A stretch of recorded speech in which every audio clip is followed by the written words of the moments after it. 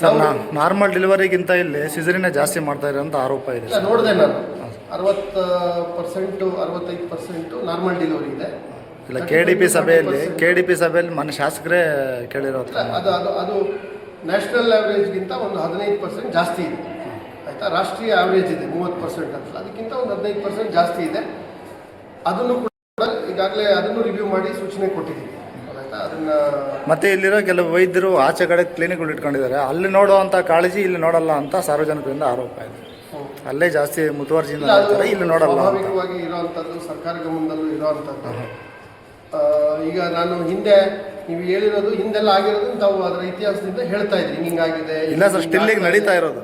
ಈಗ ಇವತ್ತು ಬಂದಿದ್ದೀವಿ, ನಾನು DHO ಬಂದಿದ್ದೀವಿ, ನಾನು ವೈಯಕ್ತಿಕವಾಗಿ ಬಂದಿದ್ದೀನಿ. ದೂರುಗಳು ನೀವು ಏನೇನು ದೂರುಗಳು ಹೇಳ್ತೀರೋ ಅದಕ್ಕೆ ಉತ್ತರ ಕೊಡಬೇಕಾದವರು ಅದ್ರ ಬಗ್ಗೆ ಗಮನ ತಗೊಳ್ತಾ ಇದ್ದಾರೆ. ಮುಂದಿನ ದಿನಗಳಲ್ಲಿ ಇವೆಲ್ಲ ಹಂತ ಹಂತವಾಗಿ ಸುಲಲಿತವಾದಂಥ ನೈಜವಾದಂಥ ಸೇವೆ ಸರ್ಕಾರಿ ವ್ಯವಸ್ಥೆನಲ್ಲಿ ಸಿಗಬೇಕು. ಅದು ಅವರವ್ರ ಜವಾಬ್ದಾರಿ. ಅದರಲ್ಲಿ ಯಾವುದೇ ಹಂತದ ಉಪಕ್ರಮ ತಗೋಬೇಕಂದ್ರೆ ನಿರ್ದಾಕ್ಷಿಣ್ಯವಾಗಿ ತಗೋತೀವಿ. ಗೌರಿಬಿದನೂರು ತಾಯಿ ಮಕ್ಕಳ ಆಸ್ಪತ್ರೆಗೆ DCG ಪ್ರಭು ಭೇಟಿ, ಸೌಲಭ್ಯಗಳ ಪರಿಶೀಲನೆ. ನಗರದ ತಾಯಿ ಮತ್ತು ಮಕ್ಕಳ ಆಸ್ಪತ್ರೆಗೆ ದಿಢೀರ್ ಭೇಟಿ ನೀಡಿದ ಜಿಲ್ಲಾಧಿಕಾರಿ ಜಿ. ಪ್ರಭು ಔಷಧಾಲಯ, ಲ್ಯಾಬ್, ಶಸ್ತ್ರಚಿಕಿತ್ಸೆ ಕೊಠಡಿ, ಹೊರರೋಗಿಗಳ ವಿಭಾಗ, ಡಯಾಲಿಸಿಸ್ ಕೊಠಡಿ ಸೇರಿದಂತೆ ಎಲ್ಲಾ ವಿಭಾಗಗಳನ್ನು ಪರಿಶೀಲಿಸಿದರು. ಕೆಲವು ಔಷಧಿಗಳ ಅವಧಿ 1 ತಿಂಗಳಲ್ಲಿ ಮುಗಿಯುತ್ತಿವೆ. ಇಂತಹ ಸಂದರ್ಭದಲ್ಲಿ ರೋಗಿಗಳಿಗೆ ಔಷಧಿಗಳನ್ನು ನೀಡಬೇಡಿ ಎಂದು ಸಿಬ್ಬಂದಿಗೆ ಸೂಚಿಸಿದರು. ಆಸ್ಪತ್ರೆಗೆ ಬಂದ ರೋಗಿಗಳಿಗೆ ಚಿಕಿತ್ಸೆ ಸರಿಯಾಗಿ ನೀಡಲಾಗುತ್ತಿದೆಯೇ ಎಂದು ಸಾರ್ವಜನಿಕರಿಂದ ಪ್ರತಿಕ್ರಿಯೆ ಪಡೆದುಕೊಂಡರು. ಸಿಬ್ಬಂದಿಯ ಉಪಸ್ಥಿತಿ, ದಾಖಲಾತಿ, ಸ್ವಚ್ಛತೆ ಮತ್ತು ರೋಗಿಗಳ ಮೂಲಭೂತ ಸೌಕರ್ಯಗಳ ನಿರ್ವಹಣೆಯನ್ನು ಸಮಗ್ರವಾಗಿ ಪರಿಶೀಲಿಸಿ ಸುಧಾರಣೆಗೆ ಸೂಚನೆ ನೀಡಿದರು. ಇದೇ ಸಂದರ್ಭದಲ್ಲಿ ತಹಶೀಲ್ದಾರ್ ಅರವಿಂದ್, ನಗರಸಭೆ ಪೌರಾಯುಕ್ತ Ramesh, DHO doctor Mahesh Kumar, THO Hema, AMO Lakshmikant ಸೇರಿದಂತೆ ತಾಲೂಕಿನ ಹಲವು ಅಧಿಕಾರಿಗಳು ಭಾಗಿಯಾಗಿದ್ದರು. ಆರ್ಡರ್ ಕೊಟ್ಟಿದ್ದೀವಿ. CT MRI 10,000 ರೂಪಾಯಿ ಆಗುತ್ತೆ ಒಂದು MRI ಸ್ಕ್ಯಾನ್ ಮಾಡಿಸೋಕ್ಕೆ. ಅದೆಲ್ಲ ಉಚಿತವಾಗಿ ಆಗುತ್ತೆ ಮುಂದಿನ ದಿನಗಳಲ್ಲಿ. ಸೊ ಅಂಥ ಗುಣಮಟ್ಟದ ಸೇವೆಗಳನ್ನು ಜಿಲ್ಲಾ ಹಂತದಲ್ಲೇ ಕೊಡಬೇಕು. ಮತ್ತು ಸೂಪರ್ ಸ್ಪೆಷಾಲಿಟಿ ಸೇವೆ, ಕ್ಯಾನ್ಸರ್ ಇರ್ಬೋದು, ಮೆದುಳಿನ ಸಂಬಂಧಿತ ಇರ್ಬೋದು, ಹೃದಯ ಸಂಬಂಧಿತ ಕಾಯಿಲೆಗಳಿರ್ಬೋದು, ಕಿಡ್ನಿ ಸಂಬಂಧಿತ ಕಾಯಿಲೆಗಳಿರ್ಬೋದು, ಈ ಥರ ಸ್ಪೈನಲ್ ಬೆನ್ನೂರಿಗೆ ಸಂಬಂಧಪಟ್ಟಂತೆ ಶಸ್ತ್ರಚಿಕಿತ್ಸೆ ಇರ್ಬೋದು, ಇವೆಲ್ಲವೂ ಕೂಡ ಸೂಪರ್ ಸ್ಪೆಷಾಲಿಟಿ. ಹಂತ ಹಂತವಾಗಿ ಆ ಸೂಪರ್ ಸ್ಪೆಷಾಲಿಟಿ ಸೇವೆಗಳನ್ನು ಕೂಡ ನಾವು ನಮ್ಮ ಜಿಲ್ಲೆನಲ್ಲೇ ಕೊಡಬೇಕು, ಸರ್ಕಾರಿ ವ್ಯವಸ್ಥೆನಲ್ಲೇ ಕೊಡಬೇಕು ಅನ್ನೋ ಸಂಕಲ್ಪ ಮಾನ್ಯ ಉಸ್ತುವಾರಿ ಸಚಿವರು ಹಾಗೂ ಎಲ್ಲ ಶಾಸಕರದ್ದು, ಸಂಸದರದ್ದು ಎಲ್ಲರದ್ದು ಇದೆ ಅಪೇಕ್ಷೆ ಆ ನಿಟ್ಟಿನಲ್ಲಿ.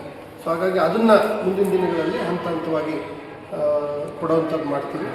ಸೊ ನಮಸ್ಕಾರ. ಇಲ್ಲ, ಇದು ಇಡೀ ಜಿಲ್ಲೆಯ ಆಡಳಿತ ವ್ಯವಸ್ಥೆ, ಅದರಲ್ಲೂ ಆರೋಗ್ಯ ಆಡಳಿತ ವ್ಯವಸ್ಥೆ, ಯಾವುದೇ ತಾಲೂಕು ಹೋದರೆ, ಯಾವುದೇ ಹಳ್ಳಿಗಳಿಗೆ ಹೋದರೆ PHCಗಳಿಗೆ ಭೇಟಿ ಕೊಡುವಂಥದ್ದು, ಆರೋಗ್ಯ ಕ್ಷೇಮ ಕೇಂದ್ರಗಳಿಗೆ ಭೇಟಿ ಕೊಡುವಂಥದ್ದು, ತಾಲೂಕು ಆಸ್ಪತ್ರೆಗೆ ಭೇಟಿ ಕೊಡುವಂಥದ್ದು, ಜಿಲ್ಲಾಸ್ಪತ್ರೆ, ಇವೆಲ್ಲವನ್ನು ಕೂಡ ನಮ್ಮ ಆಡಳಿತ ವ್ಯವಸ್ಥೆಯ ದೈನಂದಿನ ಕೆಲಸ ಇದೆ. ಹಾಗಾಗಿ ಇವತ್ತು ಗೌರಿಬಿದನೂರು ತಾಲೂಕು ಆಸ್ಪತ್ರೆಗೆ ಬಂದಿದ್ದೇನೆ.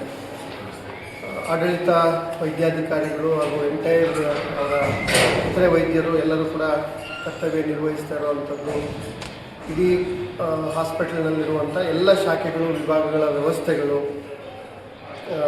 ಔಷಧಿ ಕೊಡೋದಿರಲಿ, ರಿಜಿಸ್ಟ್ರೇಷನ್ ಇರಲಿ, ಏನು ಕನ್ಸಲ್ಟೇಷನ್ ಇದೆ, ಜನರನ್ನು ಹೊರರೋಗಿಗಳನ್ನು ತಪಾಸಣೆ ಮಾಡ್ತಾರೆ ಆ ವ್ಯವಸ್ಥೆ ಇರಲಿ, ಡಯಾಲಿಸಿಸ್ ಯೂನಿಟ್ಗಳಿರಲಿ, ಪ್ರಯೋಗಾಲಯ ಪರೀಕ್ಷಾ ಕೇಂದ್ರಗಳಿರಲಿ, ಎಲ್ಲವನ್ನೂ ಕೂಡ ನಾನು ನೋಡಿದ್ದೇನೆ. ಅದ್ರ ಜೊತೆಗೆ ಹೆರಿಗೆ ವ್ಯವಸ್ಥೆಗಳೇನಿದ್ದಾವೆ ಅದೆಲ್ಲ ನೋಡಿದ್ದೇನೆ. ನಮ್ಮ DHO ಅವರು ಮತ್ತು ತಾಲೂಕು ಹೆಲ್ತ್ ಆಫೀಸರು ಮತ್ತು ಇತರ ಎಲ್ಲ ವೈದ್ಯಾಧಿಕಾರಿಗಳ ಜೊತೆಯಲ್ಲಿದ್ದಾರೆ. ಒಂದು ಗೌರಿಬಿದನೂರು ಭಾಳ ಮುಖ್ಯವಾದಂಥ ಒಂದು ಆರೋಗ್ಯ ಸೇವೆಯನ್ನು ಒದಗಿಸ್ತಕ್ಕಂಥ ಒಂದು ಕೇಂದ್ರ.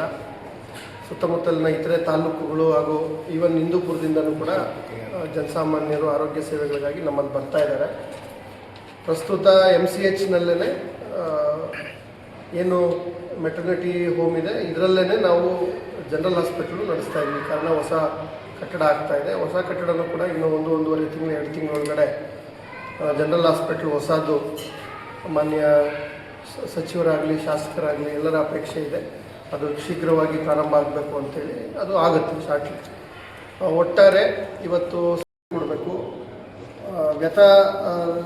ಜನರಿಗೆ ಅವ್ರಿಗೆ ಹೆಚ್ಚು ಚಾರ್ಜನ್ನು ಮಾಡ್ತಕ್ಕಂಥದ್ದು ಅಥವಾ ಸೇವೆಗಳಲ್ಲಿ ಲೋಪ ಆಗುವಂಥದ್ದು ಇಂಥದ್ದು ಆಗಬಾರ್ದು ಅನ್ನೋದು ಉದ್ದೇಶ ಇದೆ.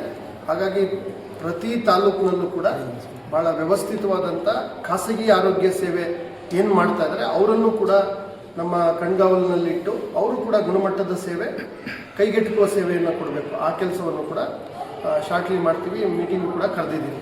ಇದೆಲ್ಲದರ ಜೊತೆ ಈ ಸ್ಕ್ಯಾನಿಂಗ್ ಸೆಂಟರ್ಗಳು ಮತ್ತು ಏನು ರೇಡಿಯಾಲಜಿಗೆ ಸಂಬಂಧಪಟ್ಟಂತೆ CT, MRI ಅಥವಾ ಅಲ್ಟ್ರಾಸೌಂಡ್ ಈ ಥರ ಸ್ಕ್ಯಾನಿಂಗ್ಗಳಿದ್ದಾವೆ. ಅಲ್ಲಿ ಬೇರೆ ಬೇರೆ ಚಟುವಟಿಕೆಗಳಾಗಬಾರ್ದು ಅನ್ನೋದು ಸರ್ಕಾರದ ಆಶಯ. ಅಂದರೆ ಭ್ರೂಣ ಪತ್ತೆ ಮಾಡುವಂಥದ್ದು ಈ ಥರದ್ದೆಲ್ಲ ಕಡ್ಡಾಯವಾಗಿ ನಿಷೇಧ ಮಾಡಲಾಗಿದೆ. ಆ ಒಂದು ಮಾನಿಟರಿಂಗ್ ವ್ಯವಸ್ಥೆಯೂ ಕೂಡ ನಮ್ಮ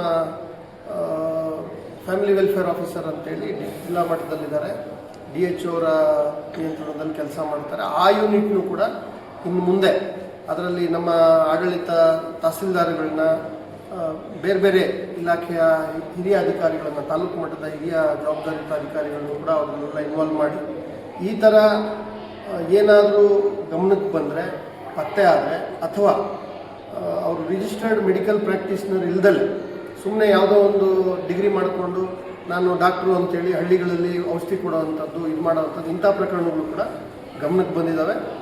ಇವೆಲ್ಲವನ್ನು ಕೂಡ ತುಂಬ ಬಲಿಷ್ಠವಾಗಿ ಮತ್ತು ಭಾಳ ಸೀರಿಯಸ್ ಆಗಿ ಅವುಗಳನ್ನ ಮಟ್ಟ ಹಾಕ್ತೀವಿ.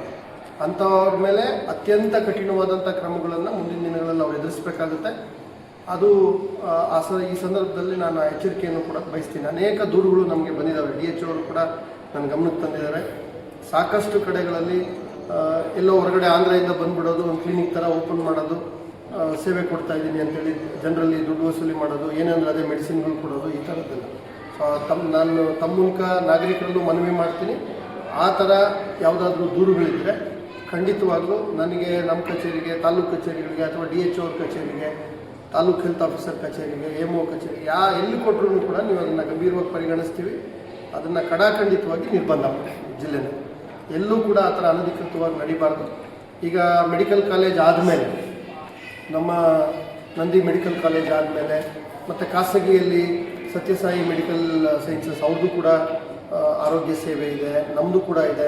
ನಾನು ಕೂಡ ಡಿಸ್ಟ್ರಿಕ್ಟ್ ಹಾಸ್ಪಿಟಲ್ಗೆ ಭೇಟಿ ಕೊಟ್ಟಿದ್ದೀನಿ. ಇನ್ನು ಈಗ ಡಿಸ್ಟ್ರಿಕ್ಟ್